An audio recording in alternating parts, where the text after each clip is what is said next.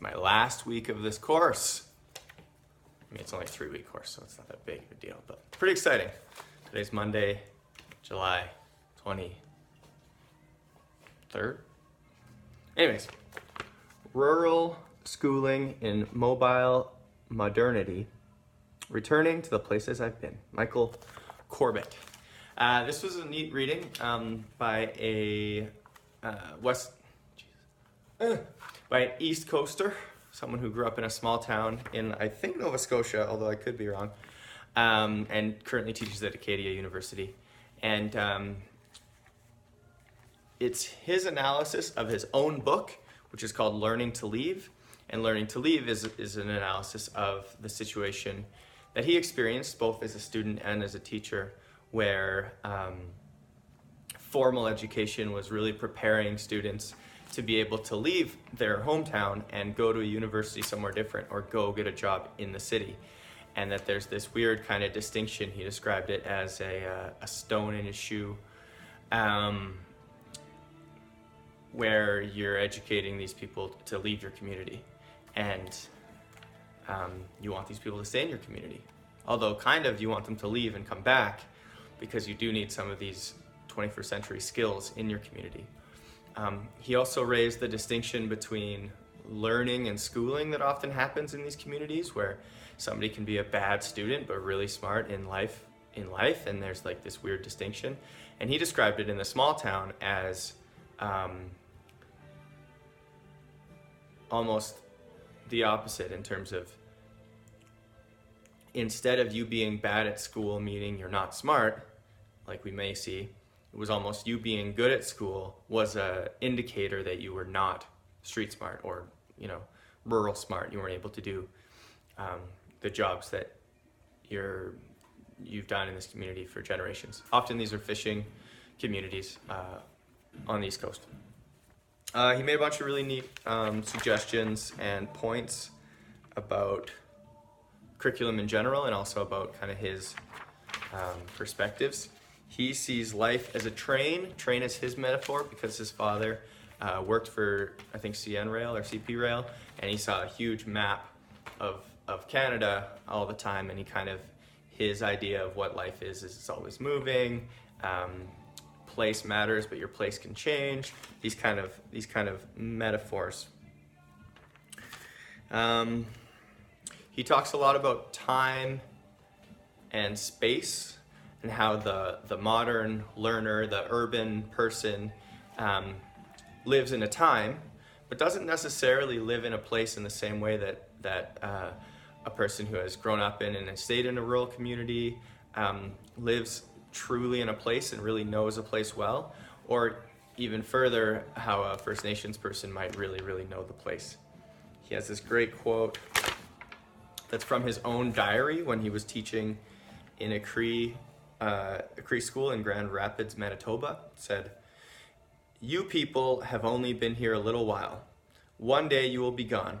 Us, we've been here a long time, and when you're gone, we'll still be here." This is from a Cree elder talking to him. So there's all like levels of being connected to place, and I do think that I don't know, the Canadian ideal of identity has less of a connection to place because we're new and immigrant based, but also the country of Canada, we do really appreciate our land. So it's all a dynamic thing. He says that there is no place in standardized accountability schemes and centralized curricula. Like, no place. So if you have a big standardized curriculum, it doesn't really matter where you are, and it doesn't really matter what you know about your place for how well you do on that standardized test. And this is a well-taken point. I think he's correct in this. I do think that in Canada, we're a little bit more, there is some place. It's an Alberta curriculum, not a Canada curriculum, which I think makes it quite a bit less centralized than if it was a federal curriculum. That being said, Alberta is a large place, and so, Calgary is much different than a small town in the northern Alberta. So yeah, that was really neat. This philosophy of essentialism keeps coming up, and I think it's because it's something I really agree with, and I hope I'm not misrepresenting what essentialism is, but my definition of essentialism currently is focusing on a small amount of true priorities, what is essential, doing those well, and then really opening up the rest of it. The idea of the core question of curriculum should be what is essential, what is really necessary. And so he talked about traditional rural schools as giving a foundation of literacy and numeracy, and then connecting with their local place as the extra on top of that. And to me, that's the solution that my head goes to right now is like, we can't have curriculum being huge.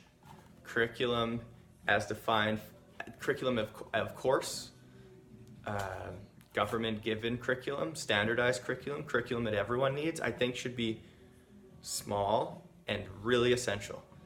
And I would need more time to think about this with many people, but my instinct is that it's pretty much reading and writing and maybe getting along with people.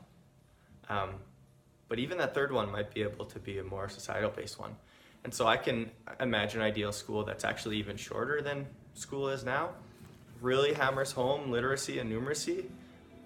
Functional ones though, like problem solving in numbers that you'll need no matter who you are, and then opening up the rest of it to the world, the community, or at least having teachers choose locally kind of what kind of things you do on top of that.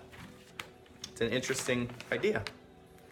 I thought specifically about a few friends while reading this, as my colleague, East Coastern colleague, 2 students that I went to university with, and that might have been part of what made this much more interesting to me. Yeah. He criticized the Fraser report a little bit.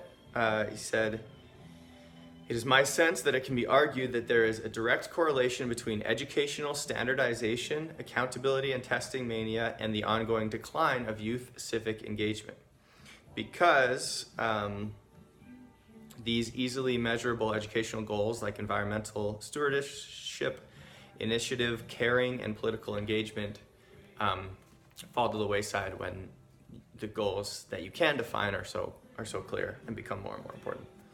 So it's a good critique of standardized testing, but the reason it's a critique of the Fraser report is because the Fraser Institute relies, I think, only on the standardized test results.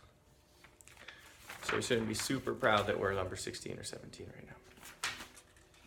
Okay, good reading.